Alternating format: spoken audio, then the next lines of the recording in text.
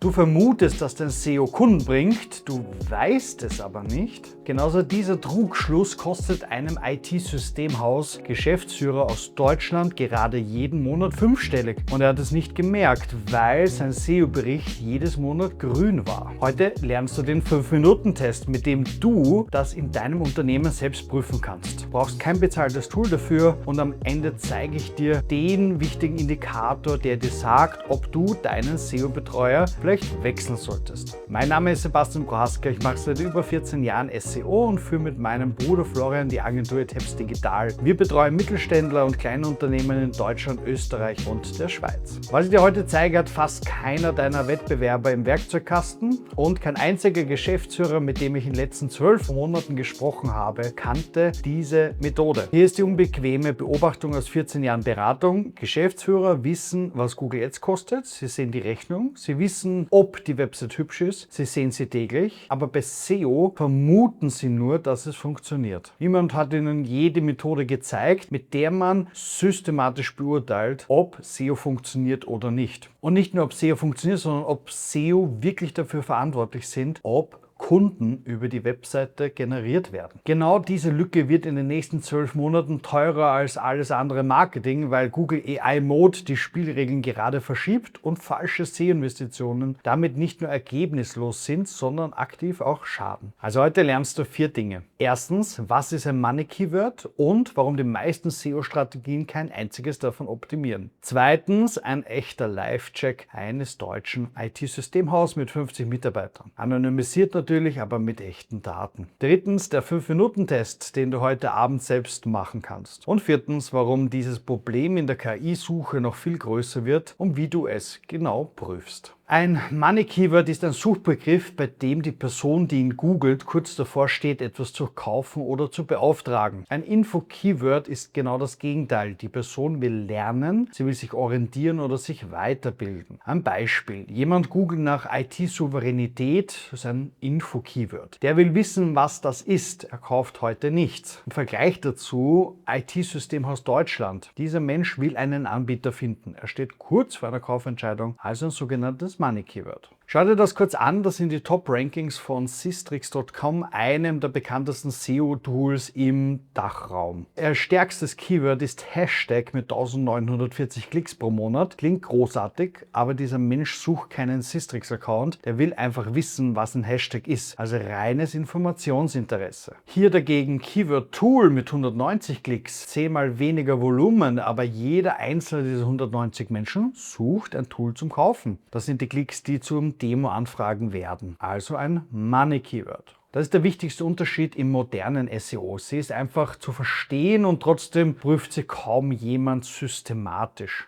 Gehen wir zum echten Fall, ein IT-Systemhaus aus Deutschland. 6-stelliges Marketingbudget pro Jahr, SEO seit Jahren extern eingekauft, auf dem Papier gute Rankings, viele Klicks, in der Realität kein einzig nachvollziehbarer Lead aus SEO in den letzten 6 Monaten. Ich habe in ihre Google Search Console geschaut und das ist ein kostenloses Diagnosetool von Google, das jedes Unternehmen für die eigene Website einrichten sollte. Hier siehst du die Top-Suchanfragen, mit denen sie gefunden werden. Begriffe wie digitale Souveränität, was ist ISMS oder IT-Compliance erklärt. Alles super spannende Themen, aber kein einziges davon ist ein Money Keyword. Niemand, der das googelt, will gerade ein Systemhaus beauftragen. Und genau hier liegt der Trugschluss, das SEO sah aus, als würde es funktionieren. Es lieferte Klicks, aber die Klicks kamen von Menschen, die nichts kaufen wollten. Der Geschäftsführer hat es nicht gesehen, weil im Reporting nur Position und Klicks standen. Nie die Frage, hat einer davon je ein Angebot angefragt. Hier ist der Test, den du heute Abend eben selbst machen solltest. Schritt 1, die Google Search Console öffnen. Wenn du noch keine Google Search Console für dein Unternehmen eingerichtet hast, ist das dein Alarmsignal. Jeder seriöse Berater hat das natürlich schon längst für dich umgesetzt. Schritt 2, schau in die Leistungen nach und prüfe hier die Top 10 Suchanfragen. Schau dir diese 10 Suchbegriffe an, mit denen du am häufigsten gefunden wirst und stell dir bei jedem einzelnen die Frage, würde diese Person gerade meine Produkte oder Dienstleistungen beauftragen? Nicht ist das Thema irgendwie verwandt, sondern wirklich wahrscheinlich würden die Leute hier jetzt daran kaufen. Schritt Nummer 3 ist, einen Live-Suchtest zu machen. Gib jedes dieser Keywords in Google ein. Wenn du oben ein AI Overview siehst, also dieses KI-Kastchen, dann ist das sehr wahrscheinlich ein Info-Keyword. Schau dir auch darunter die Suchergebnisse an. Wenn hier sehr viele Wikipedia, Blogartikel und so weiter vorkommen, dann ist das sehr wahrscheinlich ein Info-Keyword. Hingegen, wenn du dein Keyword eingibst und du siehst vielleicht Google Ads oben, vielleicht sogar ein Google Map Pack, also die Google Business Profile und lauter Startseiten oder Verkaufsseiten, in dem Szenario hast du dann sozusagen ein Money Keyword gefunden. Speicher dir das unbedingt ab. Also ein Beispiel, suche mal nach Michelini Piercing, ein AI Overview ist oben, alle Lexikoninhalte. Wer rankt, bekommt vielleicht ein paar Klicks, aber kaum Termine. Schauen wir uns das Ganze an mit Piercing Studio Wien. Da haben wir Maps, lokale Anbieter und so weiter. Das heißt, Piercing Studio Wien, ganz logisch, suchen Leute, die einen Termin buchen wollen. Also wenn bei mehr als Hälfte deiner Top 10 die Antwort auf die Frage Nein ist, dann hast du ein Money-Keyword-Problem. Du bezahlst für SEO, für Sichtbarkeit, bei der dann am Ende leider niemand kauft. So, jetzt zu dem Punkt, der es alles nochmal verschärft. In der KI-Suche wird aus dem Money-Keyword eine sogenannte Money-Prompt. Wenn jemand ChatGPT, Perplexity oder den Google AI-Mode fragt, wer sind die 5 besten IT-Systemhäuser in Deutschland, dann bekommt er eine fertige Antwort mit 5 Anbieternamen. Wenn dein Unternehmen dann nicht auftaucht, bist du raus, komplett, bevor er auf deiner Website überhaupt jemals gesehen hat. Du existierst förmlich nicht. Wir nutzen für genau diese Diagnose RankScale AI, das Tool, das wir auch für unsere eigenen Audits einsetzen. Er zeigt dir, in welchen Money Prompts deine Marke in ChatGPT, Perplexity, Google AI Mode, in Cloud oder sonstiges gefunden wird und kannst das Tool für Audits verwenden, aber auch für das regelmäßige Tracking. Unten in der Videobeschreibung findest du einen Link zu RankScale und mit dem Code ITHELPS kriegst du 50% auf das erste Monat. Und nun zur Auflösung von vorhin, der eine Indikator, der dir sagt, ob dein SEO-Betreuer wechseln solltest oder nicht. Frag deinen SEO-Berater, welche der Top 10 Rankings in der Google Search Console Money Keywords sind. Oder vielleicht auch, an welchen Zielen er gerade arbeitet und welche davon Money Keywords sind. Wenn er dich nicht versteht oder das Thema wegdiskutiert, dann solltest du dich vielleicht um einen neuen Berater umschauen.